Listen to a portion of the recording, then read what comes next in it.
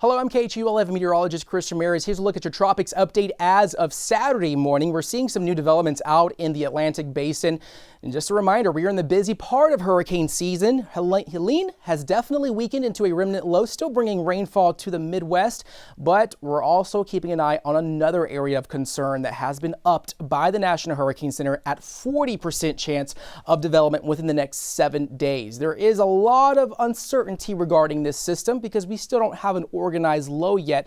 This is a similar setup to what we saw before Helene formed into a hurricane. So this is something we're going to have to keep an eye on. Weather models are all in disagreement in regards to intensity and timing, but it's something that should be kept an eye on at least in the coming days. And this is all the part of that Central American gyre that usually is an area of low pressure, an area of disturbed weather that usually forms between late spring and early fall. Of course, it likes to spawn out those disturbances that usually end up forming into tropical depressions, tropical storms, and ultimately hurricanes. And that's what we saw with Helene, and we're expecting another disturbance to move into the Gulf of Mexico in the coming days. And like I said, lots of uncertainty in regards to where this is headed. I know some models are showing it going towards Florida, Louisiana, but in terms of the different model runs, we really haven't seen any consistency in regards to these weather models in terms of intensity as well. So lots of uncertainty, something to keep an eye on in the coming days. We have Isaac and Joyce out in the middle of the Atlantic. These systems are not going to pose a threat to the U.S. or Texas.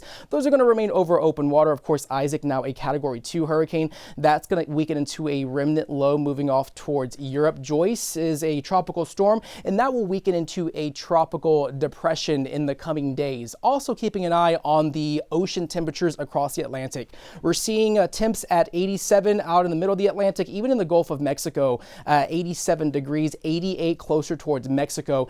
And just keep in mind that it only requires 85 degrees or higher to fuel that tropical development. So the fuel is there, and this is something that we're going to have to keep an eye on. It's a good reminder that we are in the busy part of hurricane season. Of course, we're past that peak date, but we're still at the end of September, early October. So a lot of the activity during the tropics usually happens between end of October, end of September, early October. So it's something to keep an eye on in the coming days going into the first week of October. So we've already crossed off Isaac and Joyce. If there is another named storm, our next name on the list will be Kirk. And as always, you can stay up to date with the latest updates on the tropics on KHOU.com and on the KHOU 11 app.